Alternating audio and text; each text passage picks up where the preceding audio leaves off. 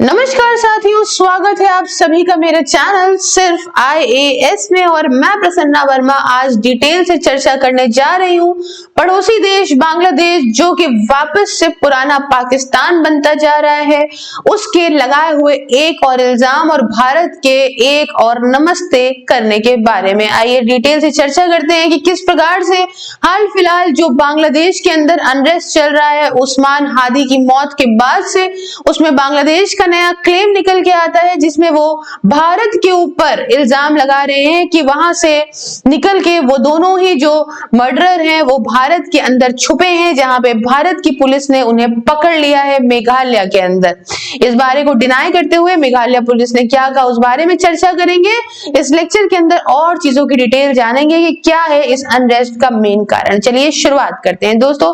12 दिसंबर को उस्मान हादी, जो कि यहाँ का युवा नेता और जाना जाता है अपने शेख हसीना का तख्ता पलटने के टाइम पे बहुत बड़ा मेजर रोल अपना निभाने के लिए उस व्यक्ति को गोली मार दी जाती है 2 अननोन गनमैन के द्वारा। उसके बाद उसको बचाने का बहुत प्रयास किया जाता है, परंतु 18 दिसंबर आते आते सिंगापुर ले जाने के बावजूद भी उसकी मौत हो जाती है, उसे नहीं बचाया जा सका। उसी के बाद देखा जाता है पूरे बांग्लादेश में उसकी मिट्टी आने के बाद लाखों की भीड़ होती है और अनरेस्ट होने लगता है, जिसमें एक हिंदू आदमी दीपू चंद्र दास की मौत भी हो जाती है, क्योंकि भीड़ झूठे इल्जाम लगा के उसे लातों से मार के सड़क पे आग लगा देती है। पूरा देश उस पर चुपचाप रहता है, खुशियां मनाता है। उसी के 2 दिन बाद एक और हिंदू आदमी की मौत होती है। पर यहाँ पे ये सरकार बिल्कुल, मोहम्मद यूनुस की सरकार जो है वो बिल्कुल किसी भी प्रकार से इन चीजों को सीरियस लेने का नाम नहीं ले रही है। हालांकि उस्मान हादी के भाई ने इस बात पे क्लेम किया है कि ये मोहम्मद यूनुस की सरकार की ये पूरी चाल है कि भाई इल्जाम लगा दो भारत पे और मार दो उस्मान हादी को, मरवा दो, ताकि जो है आने वाले इलेक्शंस बांग्लादेश के अंदर जिनकी डेट 12 फरवरी तय हुई है वो पोस्टपोन किए जा सके और ज्यादा टाइम तक इस आदमी के हाथ में रह सके पावर। दोस्तों आपको मालूम होगा 2024 में शेख हसीना के तख्ता पलटने के बाद और उनके भारत आ जाने के बाद, शरण लेने के बाद भारत के अंदर ये इंटरिम गवर्नमेंट के तौर पे, केयरटेकर गवर्नमेंट के तौर पे मोहम्मद यूनुस संभाल रहे हैं बांग्लादेश को। इनके कार्यकाल में बांग्लादेश की इतनी बुरी हालत है, इतनी बुरी हालत तो पाकिस्तान की भी नहीं हुई थी। और जाके पाकिस्तान के कदमों में गिर जाना इनका, उनके पैर पकड़ लेना बुरी तरीके से, और अब वापस से पाकिस्तान के प्रति प्रेम जागरूक करने के पीछे पूरी तरीके से बांग्लादेश के यूनुस का हाथ है। दोस्तों भारत के साथ संबंधों को आए दिन एक न एक स्टेटमेंट से या एक न एक हरकत से खराब करने के पीछे, बांग्लादेश की इकोनॉमी को खराब करने के पीछे, साथ ही वहां के यूथ को बुरी तरह से बेरोजगार करने के पीछे पूरा का पूरा कारण है मोहम्मद यूनुस। और इस यूनुस ने अपने हाथ में सत्ता रखने के लिए उस्मान हादी को मार के और पूरी तरीके से इल्जाम डालने का भारत पे प्रयास कर रहा है। तो आइए समझते हैं हम डिटेल से चर्चा क्या कर रहे हैं। चर्चा ये कर रहे हैं कि अब हुआ क्या कि उस्मान हादी की जो पार्टी थी, आइए आपको हम थोड़ा सा और बता देते हैं कि उस्मान हादी की जो पार्टी थी जिसका नाम है इनकिलाब मोंको, इसने यहाँ पे 24 दिनों का अल्टीमेटम दे दिया मोहम्मद यूनुस को और कहा कि बेटा देखो, तुम्हारी सरकार जो है ना वो ट्रायल करके रहे, जो हमारा हादी मरा है उसको लेके पकड़ा जरूर जाए वो आदमी जिसने यहाँ पे ऐसा किया है। ठीक है, अब ये सारा आप देख सकते हो खबरों में आया। अब क्या करे मोहम्मद यूनुस, तो भैया इनकी सरकार ने ये बात को क्लेम कर दिया सीधा सीधा कि जो है वो भाग के चले गए हैं, जिन लोगों ने मारा था वो लोग भाग के जाके मेघालय में छुप गए हैं, भारत ने शरण दे दी है उनको। आप देख सकते हो बांग्लादेश की ढाका मेट्रोपोलिटन पुलिस ने क्लेम करा कि जो 2 मेन सस्पेक्ट थे मर्डर के में उस्मान हादी के, वो बांग्लादेश से भागे और भारत के अंदर चले गए मेघालय बॉर्डर के थ्रू।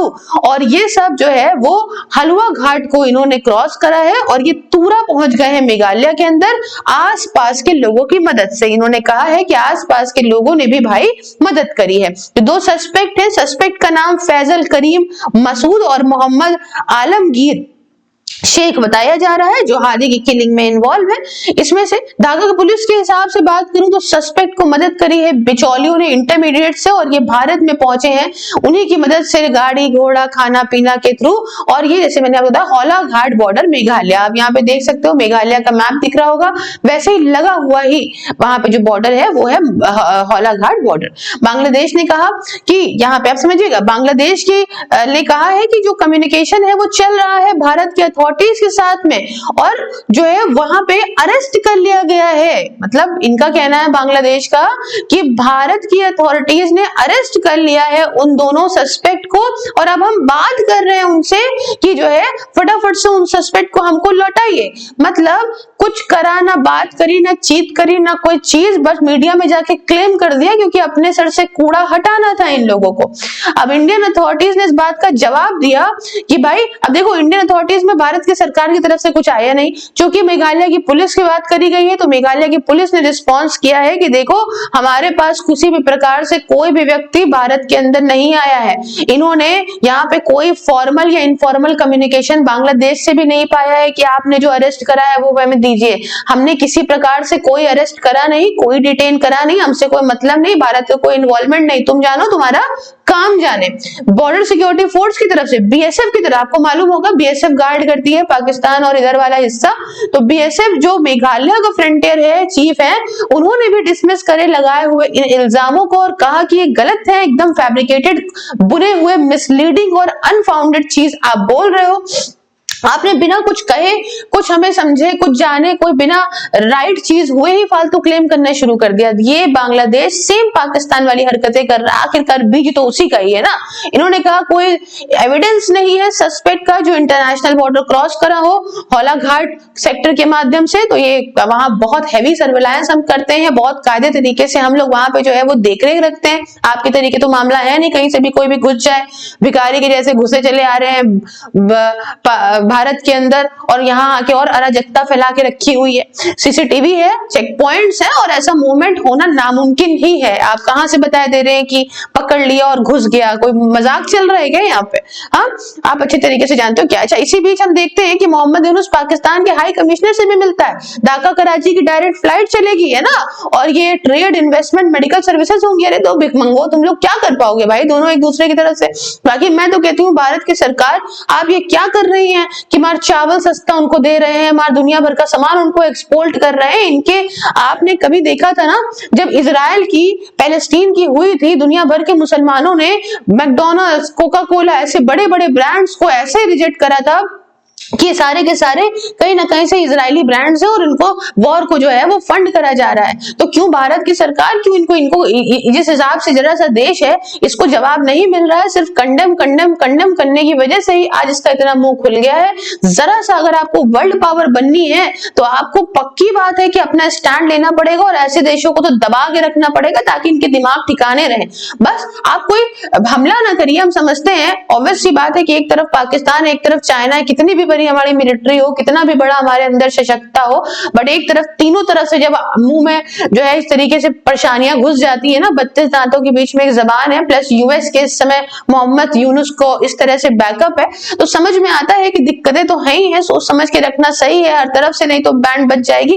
पर बहुत तेज कंडम, और इनको जिस हिसाब से इकोनॉमिकली तोड़ा जा सकता है, तोड़ने की अत्यंत आवश्यकता है। बाकी आप भी क्या राय है हमें कमेंट में बताइए। सब्सक्राइब करिए चैनल को, वीडियो को वायरल कराइए दोस्तों। क्यूआर को स्कैन कृपा करके अगर आप डोनेट करते हैं तो नेक्स्ट वीडियो में मैं आपका नाम विद थैंक्स लूंगी, अगर आप मुझे इस नंबर और इस टेलीग्राम पे रिसीट फॉरवर्ड करते हैं। बाकी 99 रुपीज पर मंथ में आप ज्वाइन कर सकते हो मेरी वर्चुअल लाइब्रेरी को, जिसमें आप घर बैठे जाड़ा गर्मी हो या बरसात किसी भी एग्जाम की तैयारी कर सकते हो डिसिप्लिन तरीके से। इसके रिगार्डिंग भी आप यही व्हाट्सएप का नंबर दिया है 9919785532, इस पे मुझे बात करिए, और @सिर्फ सेल्स पे भी आप मुझे कॉन्टैक्ट कर सकते हैं। दोस्तों, सभी सोशल मीडिया के link including WhatsApp description box में, हर जगह आपको कोई ना कोई इंपॉर्टेंट डिटेल मिलती रहेगी, तो मुझे फॉलो करिए और ज्वाइन बटन को प्रेस करके मेरी मेंबरशिप को ज्वाइन करके मेरे काम में मुझे सपोर्ट भी कर सकते हैं। मिलती हूँ नेक्स्ट वीडियो में किसी नए और इंटरेस्टिंग टॉपिक के साथ। तब तक के लिए जय हिंद, जय भारत।